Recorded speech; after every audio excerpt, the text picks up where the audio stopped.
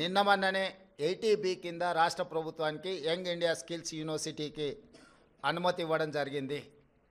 ఇప్పటి వరకు ఏ సంస్థ నుంచి కూడా తెలంగాణ రాష్ట్ర ప్రభుత్వం తన ఖాతాలోకి ఒక్క రూపాయి కూడా తీసుకోలేదు, ఇంక్లూడింగ్ అదానీ.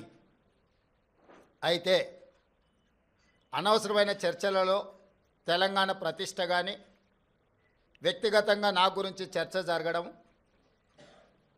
మా మంత్రివర్గ సహచరులకు నాకు ఎలాంటి సుతారము ఇష్టం లేదు. అందుకే స్పష్టంగా నిన్ననే రాష్ట్ర ప్రభుత్వం తరఫున అదానీ గ్రూప్ ఆఫ్ కంపెనీస్కి మా అధికారి జయేష్ రంజన్ ద్వారా లేఖ రాయడం జరిగింది. జరుగుతున్న వివాదాలు, ఆరోపణలు, రకరకాల పరిస్థితుల వల్ల తెలంగాణ రాష్ట్ర ప్రభుత్వం మీరు ముందుకు వచ్చి ఉదారంగా తెలంగాణ యంగ్ ఇండియా స్కిల్స్ యూనివర్సిటీకి ఇస్తాన్న 100 కోట్ల రూపాయలను తెలంగాణ రాష్ట్ర ప్రభుత్వము స్వీకరించడానికి సిద్ధంగా లేదు. కాబట్టి దయచేసి మీ 100 కోట్ల రూపాయలను యంగ్ ఇండియా స్కిల్స్ యూనివర్సిటీకి బదిలీ చేయొద్దు అని చెప్పి విస్పష్టంగా వారికి లేఖ రాయడం జరిగింది. ఓకే, స్పష్టంగా నిన్ననే రాష్ట్ర ప్రభుత్వం తరఫున అదానీ గ్రూప్ ఆఫ్ కంపెనీస్కి మా అధికారి జయేష్ రంజన్ ద్వారా లేఖ రాయడం జరిగింది. జరుగుతున్న వివాదాలు, ఆరోపణలు, రకరకాల పరిస్థితుల వల్ల తెలంగాణ రాష్ట్ర ప్రభుత్వం మీరు ముందుకు వచ్చి ఉదారంగా తెలంగాణ యంగ్ ఇండియా స్కిల్స్ యూనివర్సిటీకి ఇస్తాన్న 100 కోట్ల రూపాయలను తెలంగాణ రాష్ట్ర ప్రభుత్వము స్వీకరించడానికి సిద్ధంగా లేదు. కాబట్టి దయచేసి మీ 100 కోట్ల రూపాయలను యంగ్ ఇండియా స్కిల్స్ యూనివర్సిటీకి బదిలీ చేయొద్దు అని చెప్పి విస్పష్టంగా వారికి లేఖ రాయడం జరిగింది. రాహుల్ గాంధీ గారు కూడా విస్పష్టంగా ఒక అంశాన్ని ప్రస్తావించారు.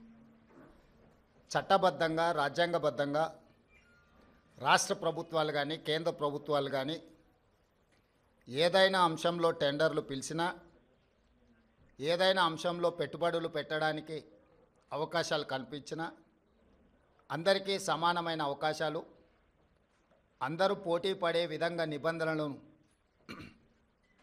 తయారు చేసి నిబంధనల మేరకు టెండర్లను నిర్వహించి అందులో ఎవరు ఆ టెండర్లలో రాణిస్తే వాళ్లకు కాంట్రాక్ట్లు ఇవ్వడం కానీ, లేదా ఏదైనా పనులను కేటాయించడం కానీ, ఏదైనా విషయాలతో అదానీనే కాదు, అంబానీ కావచ్చు, టాటా కావచ్చు, బిర్లా కావచ్చు, ఈ దేశంలో ఉండే ఏ సంస్థలకైనా రాజ్యాంగబద్ధమైన రక్షణ ఉంటుంది, వాళ్ళు పెట్టుబడులు పెట్టడానికి అవకాశం ఉంటుందని రాహుల్ గాంధీ గారు వివరించడం జరిగింది. అయినా అందుకే ఎన్నిసార్లైనా వెళ్తాము ఢిల్లీకి, తప్పకుండా ఢిల్లీ నుంచి రాబట్టుకోవాల్సిన నిధులను అన్నిటినీ రాబట్టుకుంటాము. అప్పుడే తెలంగాణ రాష్ట్రం అభివృద్ధి జరుగుతుంది, తెలంగాణ రాష్ట్ర హక్కులను మనం కాపాడిన వాళ్ళం అవుతాము